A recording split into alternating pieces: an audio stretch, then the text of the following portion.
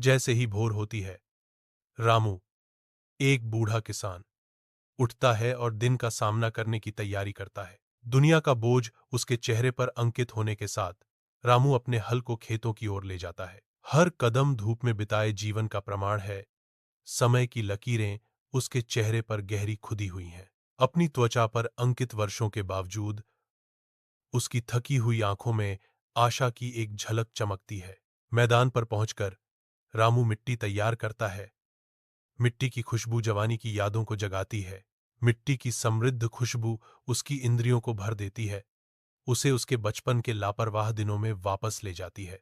अपने विनम्र घर के अंधेरे में रामू अकेला बैठा है।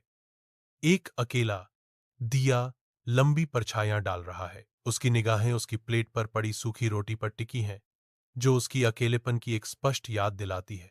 यादें उसके दिमाग में छा जाती हैं। दूर शहर में उसके बच्चों के दर्शन, उनकी मुलाकातें अब एक भूला हुआ सपना है।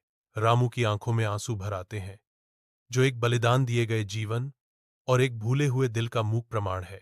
चिलचिलाती धूप में रामू हलचल भरे गांव के बाजार में पहुंचता है। उसकी फसल राहत का वादा करती है। खरीदार रामू को घेरते हैं। उनकी आंखें गणनात्मक इरादे से उसकी फसलों की जांच करती हैं।